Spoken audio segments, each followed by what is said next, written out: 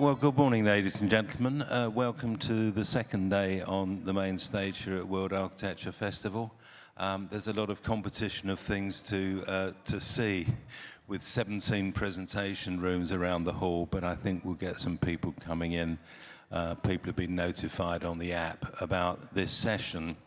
And yesterday we had a chance to hear about aspects of Moshe Safdie's work, both here at MBS and the Changi Jewel and in other places. And we also had a presentation about the problems of density in relation to Singapore and its housing needs from Cheng Xiong Tan. Charu Kakate was the speaker about MBS. And continuing that theme about Singapore, but kind of broadening things out in a cultural sense, I'm delighted to welcome Honor Harger to speak to us this morning. Now, Honor, as some of you will know who were at the Tuesday night drinks reception, is director of the ArtScience Museum and is also vice president at MBS for attractions in general. So has got a very broad perspective about this whole area. But she started life, of course, not as a vice president, but as a kind of arts curator. So has come up through the ranks and in effect is now a form of client, if that's what curating is, and I think it is, and has seen the whole thing from kind of start to finish, as it were. And Honor's going to talk to us about this question of how you make space for the demonstration of art, sculpture, and everything in between, and everything these days that may mean for curators. I was here earlier this year and saw this extraordinary exhibition about trainers. And I think, you know, certainly when I started writing about architecture and design, if somebody said, oh, well, there's going to be a global exhibition about, we used to call them plimsolls in those days, or sneakers, I'd have been highly skeptical. It's now happened. Everything, it seems, is up for grabs. Please welcome Honor Harger.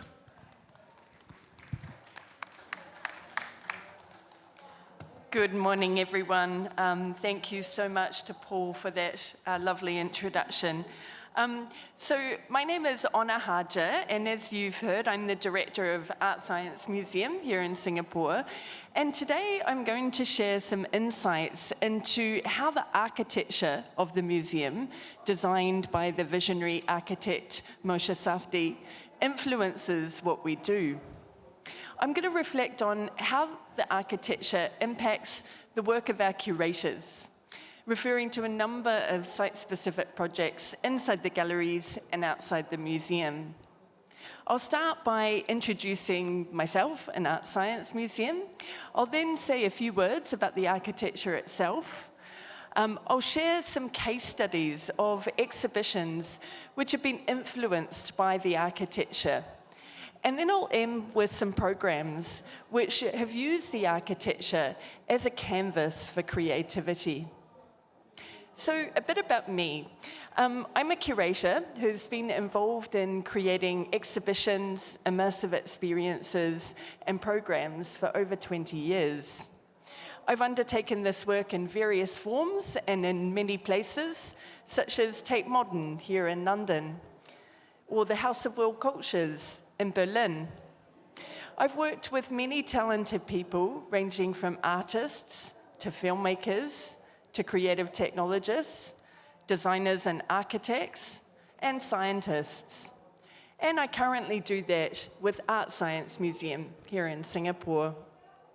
We explore the intersection between art, science, culture, and technology. It's here in the space where these areas meet that we see new ideas and innovation. We like to say it's the place where the future is made. We create exhibitions that feature some of the most well-known artists working with scientific concepts, such as Leonardo da Vinci, Patricia Piccinini, and right now, in our New Eden exhibition, Sputniko, Muriko Mori, and Chow Fei. We also make exhibitions about science, exploring topics as diverse as particle physics, mental health, space exploration, and in our recently opened exhibition, the planet Mars. What many of our exhibitions do is position the visitor as an active participant in the experience. Inspired by the artists we collaborate with, we like to collapse the traditional Western way of experiencing art, which situates us here and the artwork over there. Instead, we like to draw inspiration from a more traditional Eastern way of looking at art and art history, where there is no one fixed way of looking. The viewer can be in the center of the work, and the artwork unfolds around them.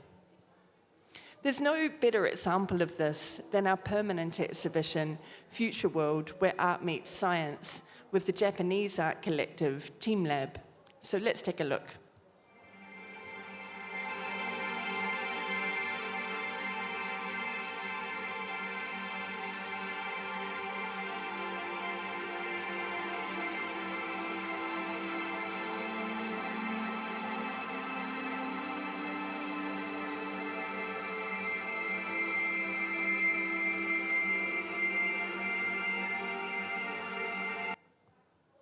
We've been collaborating with Team Lab since 2016, and what we've made together has really helped place-make ArtScience Museum as a destination for immersive art.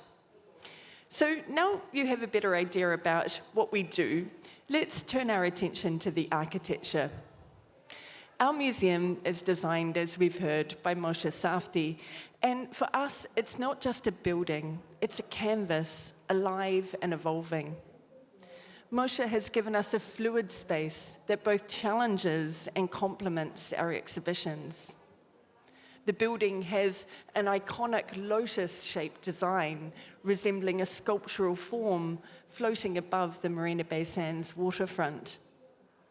It embodies a new synthesis of art and science and encourages us as curators to take a holistic approach to making exhibitions and programs. So let's hear what Moshe himself has to say about the building. There are reasons for designing things.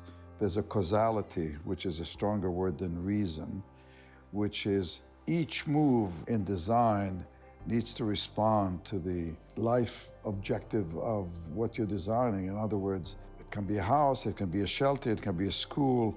Whatever that is, there are a series of forces that must be addressed. And as you address them, that helps to shape the building. It definitely was a challenge to figure out the geometry, to rationalize it from an idea that was abstract. Some people said the hand of welcome, other people said the lotus. My client said at some point a bunch of bananas, but to rationalize that mathematics into a buildable form, and then having decided to fabricate it out of steel, to create this lattice that almost looked like an X-ray through the wing of a bird in their kind of intricate efficiency to get the maximum strength with a minimum weight. As we developed the shape of the toroid, we realized that we are able to drain the whole roof into the building.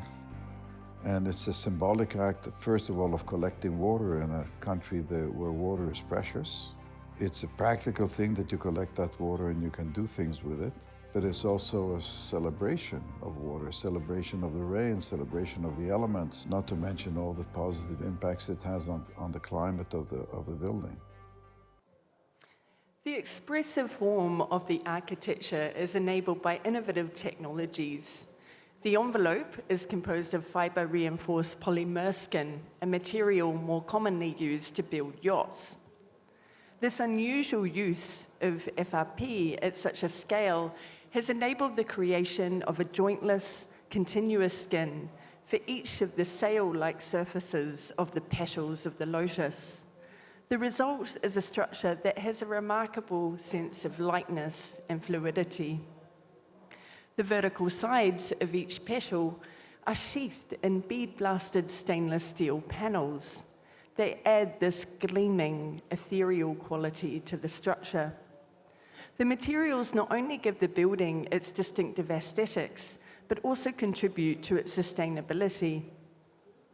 One of the most unique architectural features of the museum is the dish-shaped roof that collects rainwater and creates a waterfall through an oculus into an open-air atrium. The building's base is embedded in the earth, surrounded by Marina Bay's water and a vast lily pond, making the lotus petal structure look like it's growing from the lily pond. This symbiosis of structure and nature inspires us to focus on nature and environmental issues in our exhibitions and programs. Inside, the upper galleries of level 3 are organized into 10 spaces. They vary from double height, vertical spaces, to elongated horizontal spaces.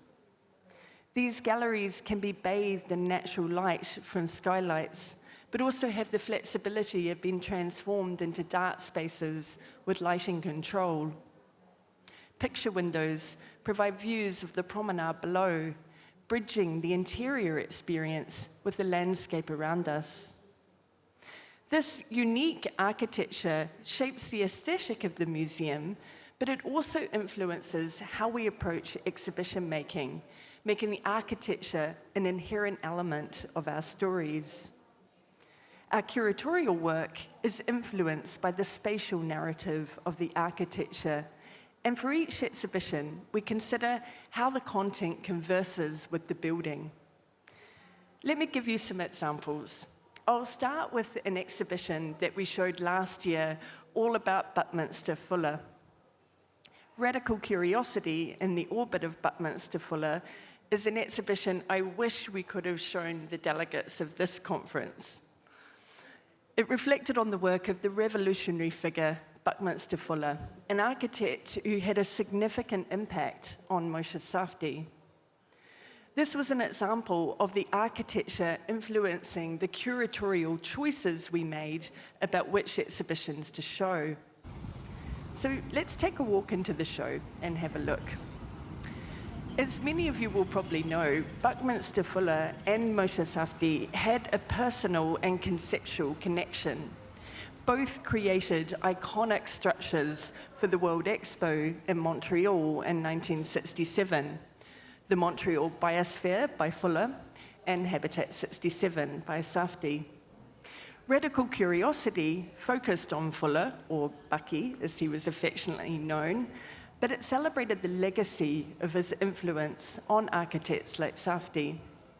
The inclusion of Safdie's work and a video discussing Bucky's inspiration underscored the relationship between the two architects.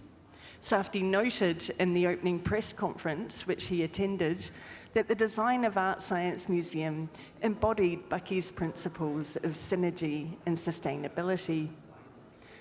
Bucky's multidisciplinary approach, combining art, science, architecture, and design, resonated perfectly with ArtScience Museum's mission.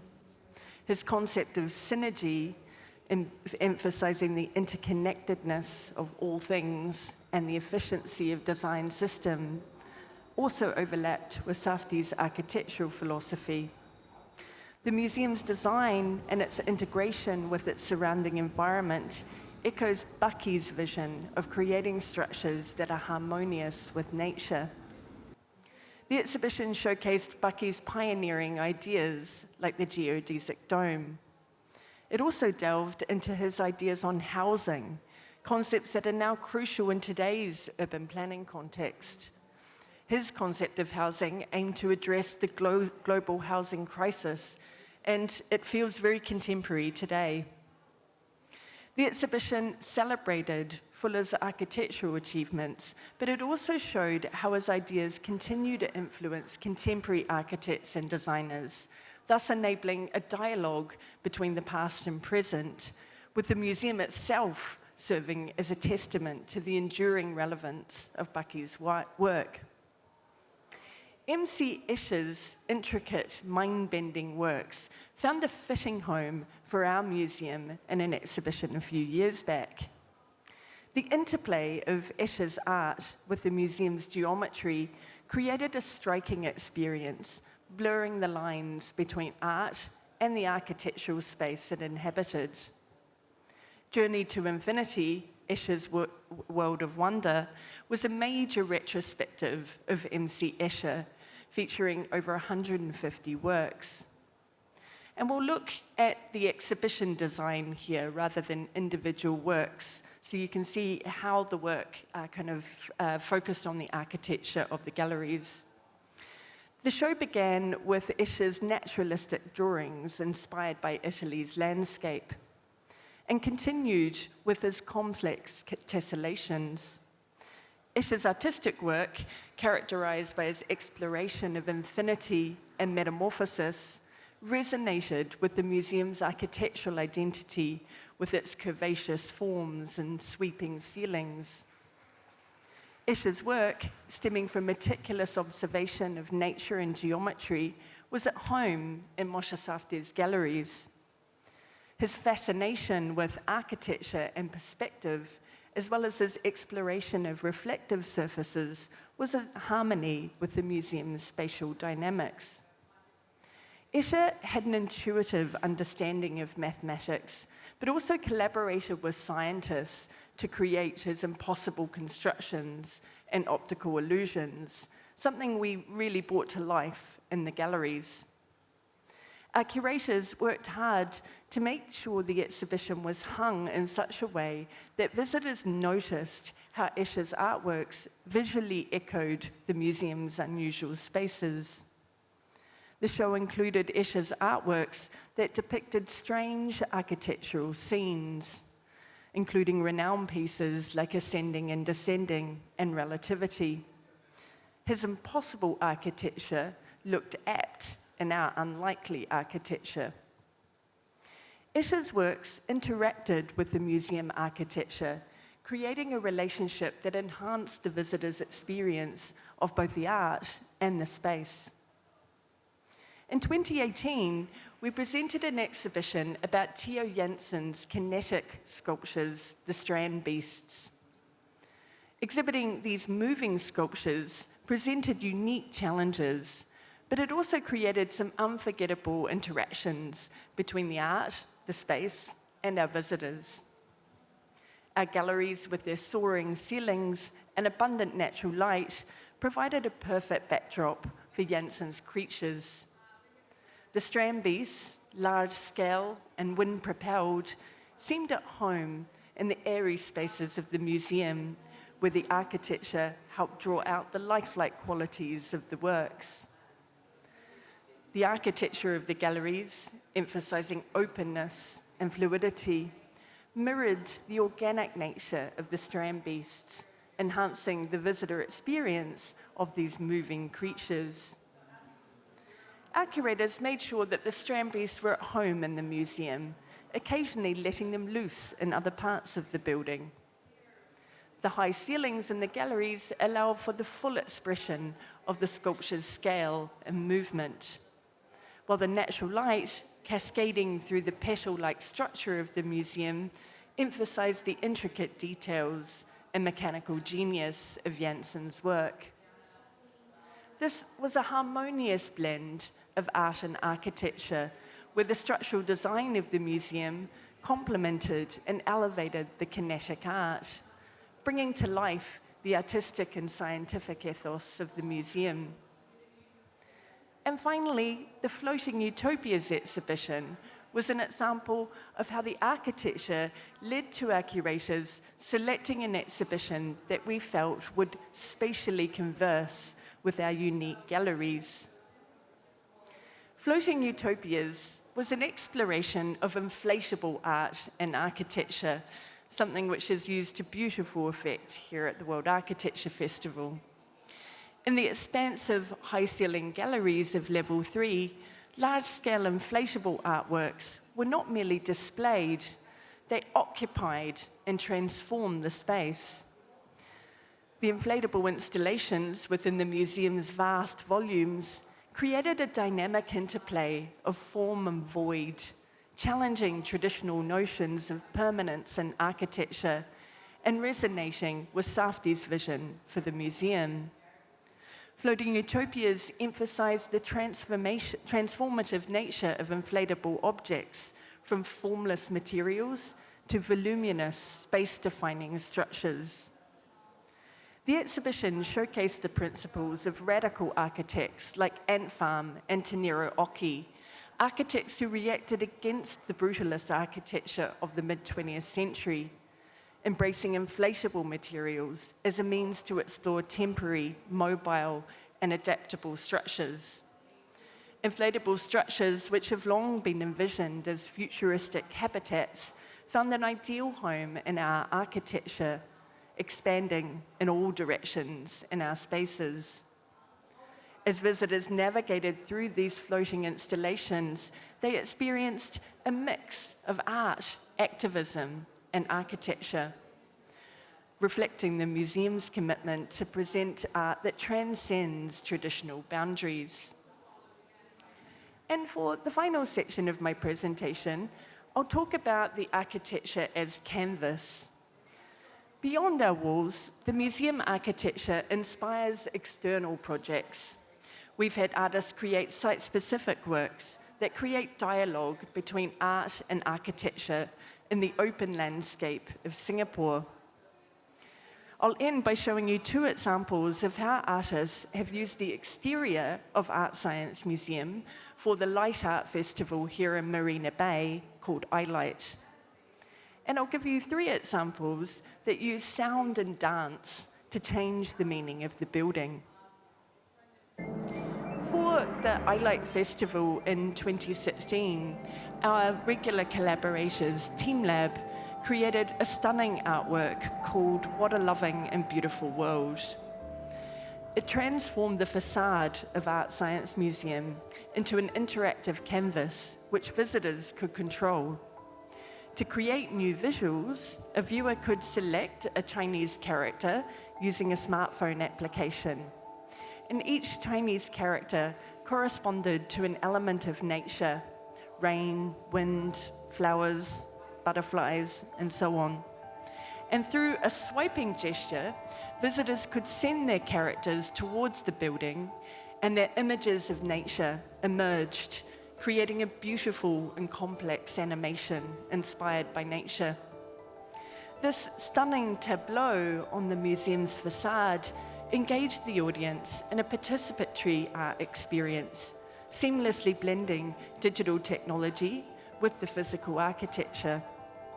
The project not only redefined the exterior of the museum, but also showed how digital art, in dialogue with architecture, can create exciting new artistic possibilities. This year, internationally renowned media artist Rafiq Anadol presented a project called Glacier Dreams for the museum as part of the iLight Festival. This AI-generated installation was inspired by the beauty and fragility of the world's glaciers. As some of you will know, Rafiq is a pioneer in the aesthetics of machine intelligence. He uses data as his primary material to create site-specific sculptures with architecture that encourage us to rethink our engagement with the physical world.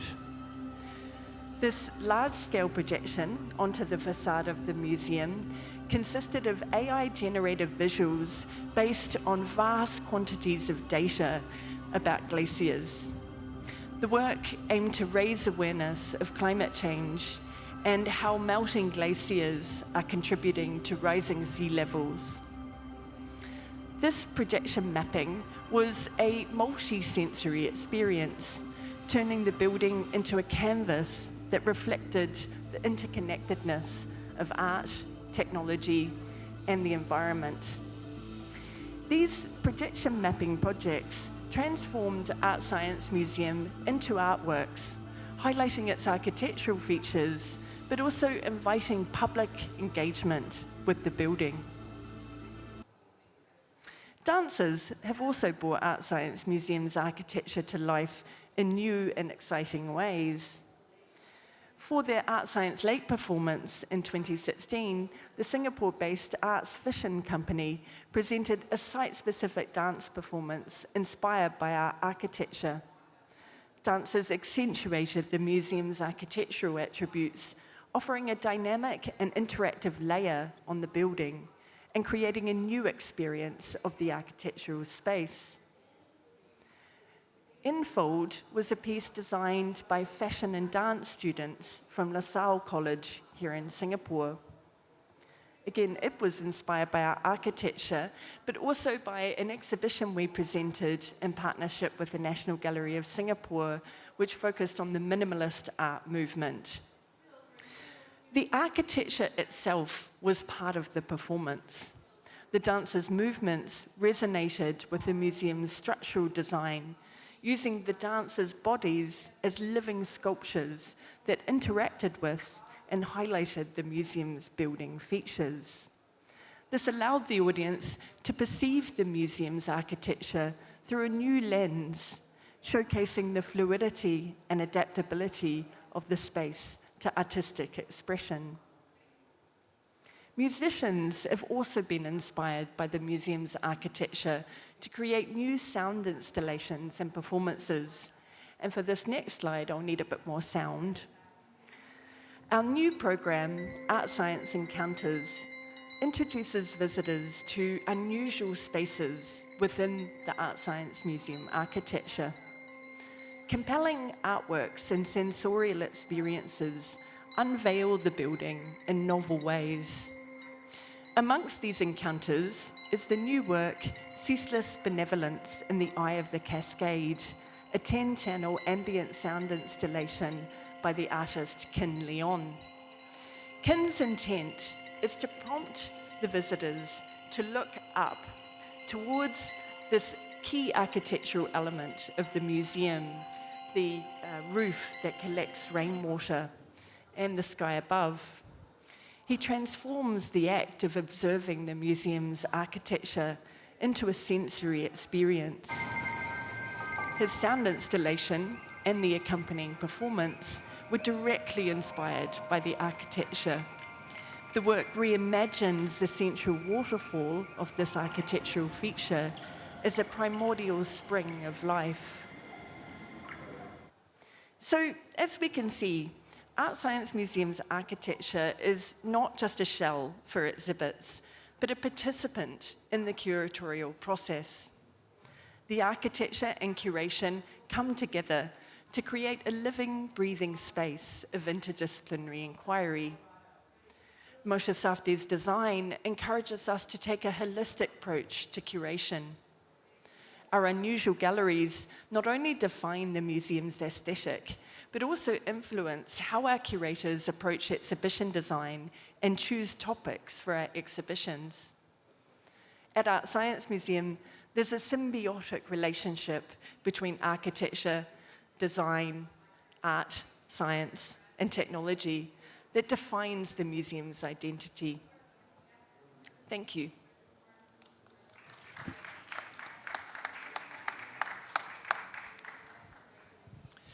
Honor, thank you very much for that.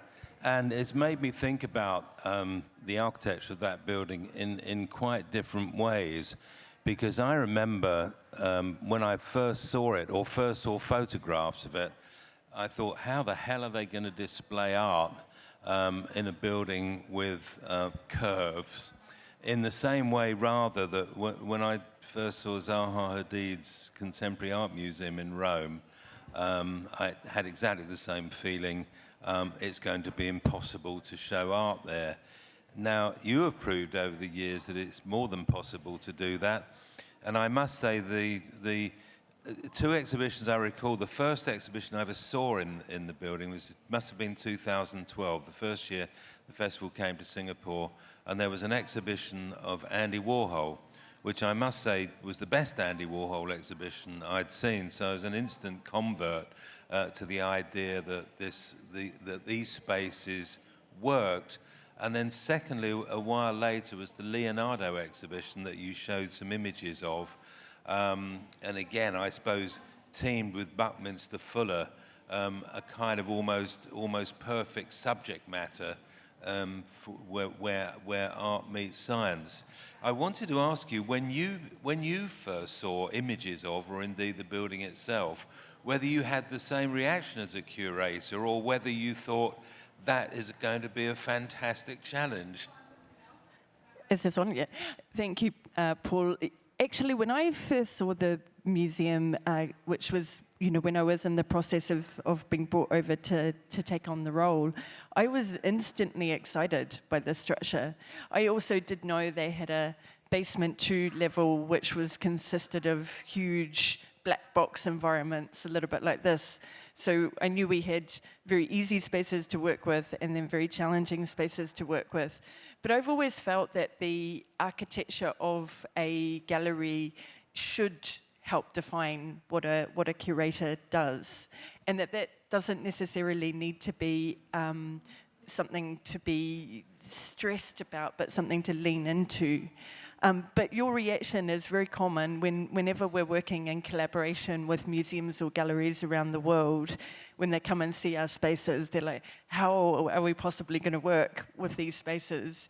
And it does take a while to think through how, rather than be thinking about the surfaces of the walls, you're thinking about the volumes of space. And it's like a fundamental shift as a curator. It's very hard to do remotely. The Buckminster Fuller exhibition, we had to work with the curators remotely because it was during the pandemic. And even though they'd seen the spaces, we had to keep reminding them, you can't just be thinking about what you're putting on the walls. You really have to think about how you occupy the space, because if you don't, the work gets lost. I think this raises a really interesting question about one of the characteristics of architecture, perhaps its unique characteristic, which I don't hear architects talking about that often, even though it is their stock in trade, which is the manipulation of volume rather than area. And I think that raises such interesting questions because, let's face it, the modernist blank canvas, white wall, orthogonal space derived pretty directly from, the country house and castle tradition of using art as something to cover surfaces. It wasn't really about architecture as volume. It was entirely about surface and about covering.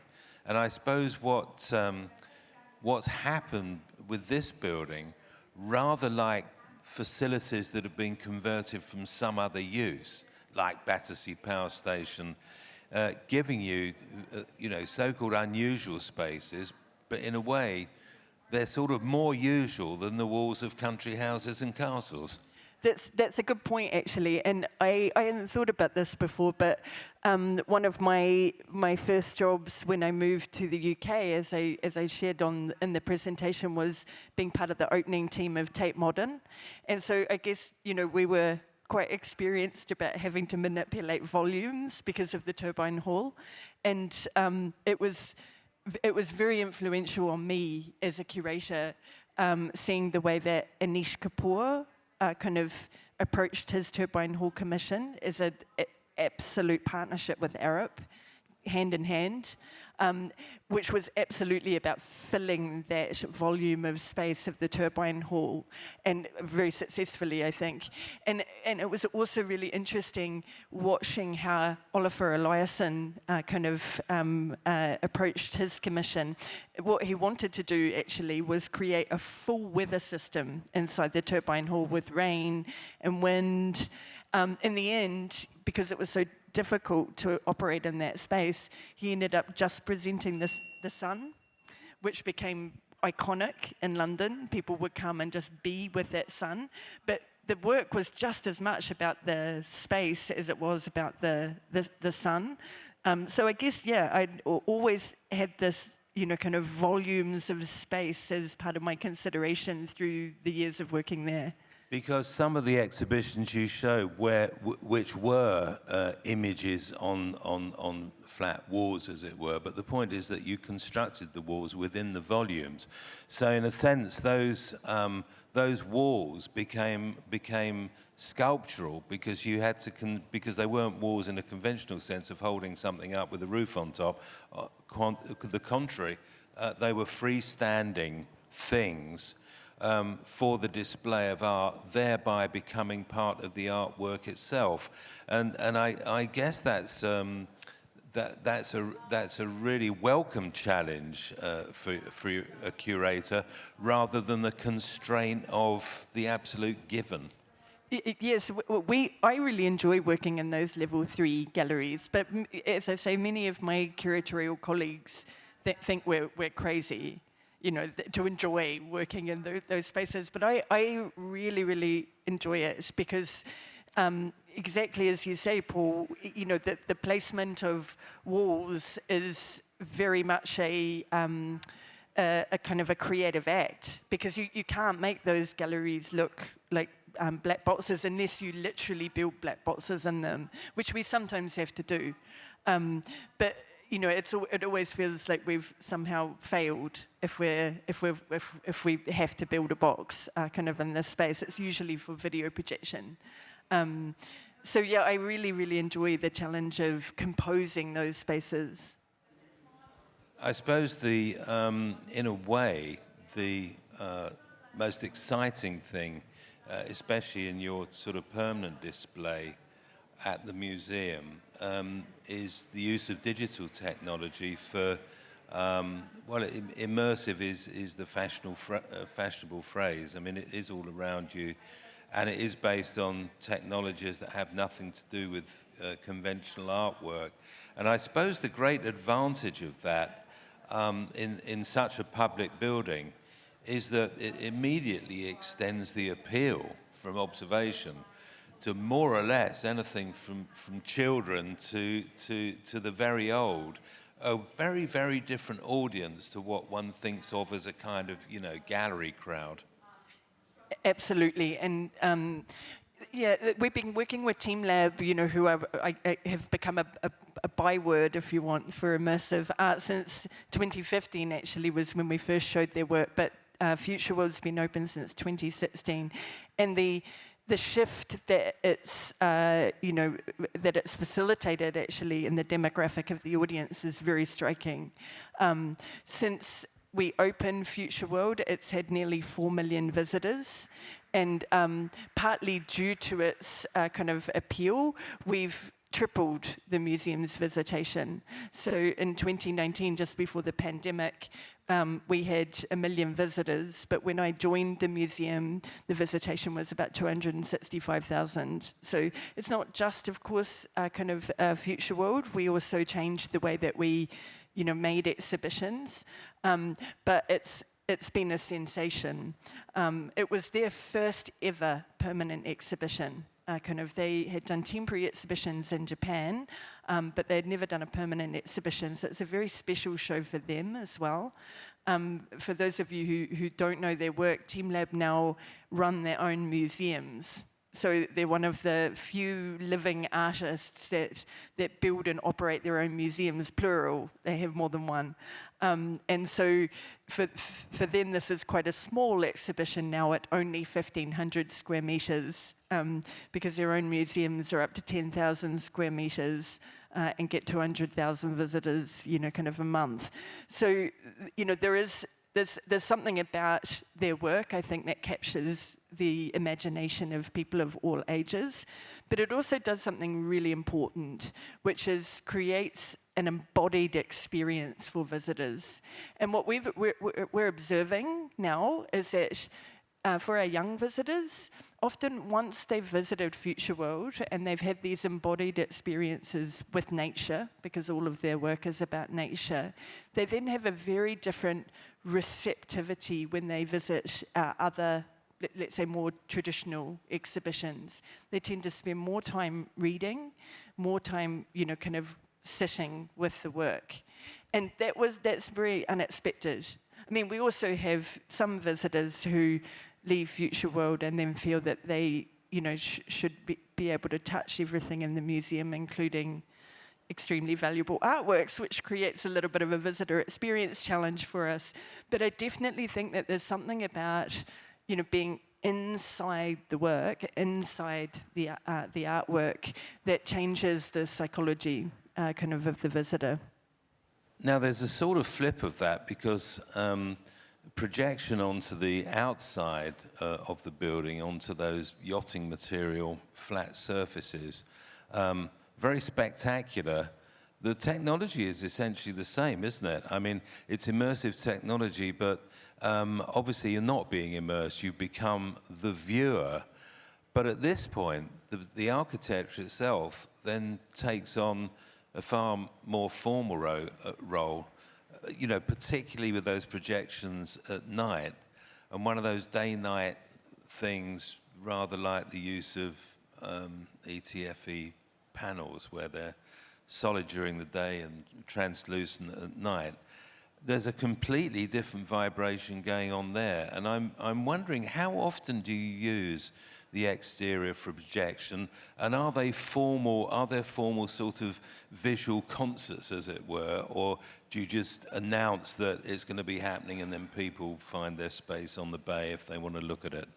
So we only do the facade projections as part of the Light Art Festival iLight, which is commissioned and run by the Urban Redevelopment Authority of Singapore, who have a very, very clear vision for Marina Bay, which I think has been discussed in past World Architecture Festivals. So URA simply don't allow projection onto the buildings in Marina Bay, unless it's for an occasion like iLight. We can do, some projection for special occasions like Countdown at New Year's Eve or the Singapore Grand Prix, but the only time we project artwork onto the facade is iLight. And they're always commissions, so we either do an invitation or a closed call where we ask a group of artists to submit proposals that are specifically resonating with the theme of iLight, which is a sustainable light festival, and the architecture of the museum. And this year we were really excited that Rafiq Anadol agreed to work with us on this new project that he's presenting around the world about glaciers. So yeah, it's very specific context. I must say it's in very marked contrast to every time I go to Venice, there's a new Versace hoarding covering up some significant piece of actually very historic architecture, which always seems bizarre. I mean, you realize that the money generated is going to a good cause. But on the other hand, it seems slightly odd to hide what it is that you're saying is so important in the first place. So that kind of, that direction of what happens externally. But what happens internally, as far as the curating of exhibitions and the choice of things, I mean, that is your call and your board of trustees. I mean, that's an entirely independent thing. It's absolutely, and we also work with the URA and PICO on the curation for iLight as well, because it's our building, and we really want to make sure that whatever is on the outside of the building is in harmony with what's on the inside of the building. But in terms of, the selection of exhibitions and programs, that's driven by, me and my team at ArtScience Museum. We've got an amazing team of curators that work on programs and exhibitions. It's a very small team. But that's driven by, our vision of, topics that lend themselves to this interdisciplinary art and science kind of reading. Just sort of a final topic, really. I mean, do you know when Moshe Safdie looked at this and those kind of initial sketches that feature in the museum, whether he was thinking about a building or whether he was thinking about a museum building? I mean, I don't want to speak for Moshe, and Charu's here, so she would be better to ask the question. But my understanding in my conversations with him is that he always wanted to make a museum that explored art and science, even when he was a student. He'd always wanted to do a museum. The concept for the museum came from the company. Sands actually envisaged, ArtScience Museum, but this was my understanding, again, from Moshe, that this was a dream project for him because he always wanted to come up with, kind of a museum. Why I ask that question, I think it's so interesting that the sort of distinction between, let's take a more prosaic example. If you say, well, here's a great piece of hospital architecture, but it might not be a great piece of architecture because if it's not a hospital, then actually it can't be very much else. Now, cultural buildings are interesting because the reinterpretation of how you show culture and what culture is means that there needs a really great piece of, let's say, museum architecture ought almost by definition to be a great piece of architecture in its own right. Precisely because if it's not the one, it's not the other. And I wonder whether your experience of working with this building has given you an enhanced feeling about the nature of this architecture, or whether it's now a kind of familiar family friend. That's a really good question. I should I should make this point really clearly, actually, because curators often really hate their architecture, especially new museums. I remember being at the opening of Kiasma in Helsinki, and the walls of the galleries are mostly windows. So in the first few months, the curators were literally putting up curtains, kind of to be able to put in the art in the galleries. And I think you've all heard, curators from museums such as the Guggenheim really struggling, with their architecture. We love our architecture. And it's a very functional building. It really works as a building. 12 years in, and it's beautifully built. It's beautifully engineered, and we feel like it's quirky, but we actually have an easy time, kind of with the architecture. So that's what I'd say on that topic. Lovely way to finish the session, Honoraja. Thank you very much indeed.